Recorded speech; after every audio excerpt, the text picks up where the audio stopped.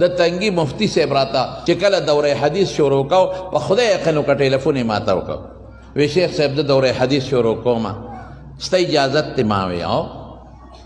یاره ویه سنه ته پې خفه نه ځکه ته دلته دوره حدیث کې مې زه خو به ډېر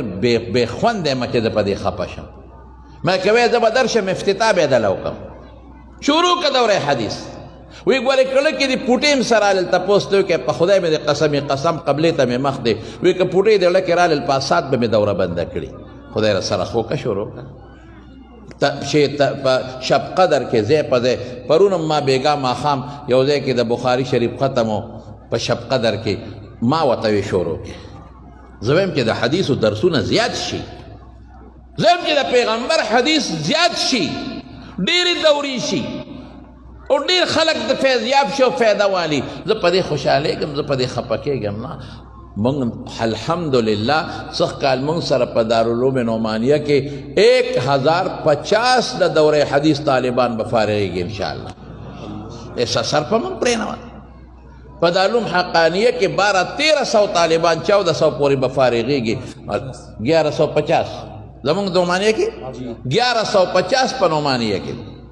1150 د 1500 پورې داخله شوې وه خو پکې څه غرازرې وغیره نه بیا مونږ خارج کړل 1150 دا دوره حدیث طالبان دي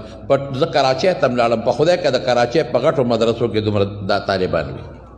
دا د خدای فضل دی کرم دی داسې دومره لوی ملا نه یم هسې یو طالب غوندې دا خو دوی هسې زما صفت وکړه راپسې بلا لکۍ او تړلې دونه نه مزه یو سړی بره په اونه کې ناستو نو اونې سا خرامې ریبه نو چې بره ناستو یا قربانې وې یا قربان او دا سندرې وې نو شاته لاندې یو لیونی روانو په ځمکه نو هغه وی چې دا سړی جوړ چغې وی کوزېدی نه شي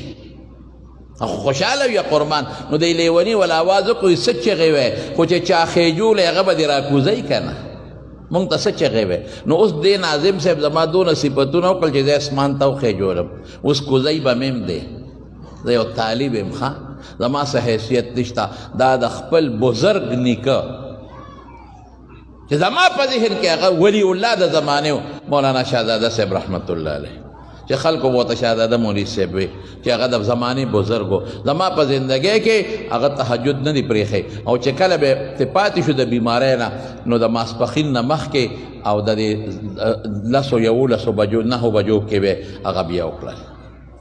داسې یو سړی پېشمني به خدای ته جړل په خدای مې د قسم دا د هغه دعاګانې دي نور هېڅ هم نشته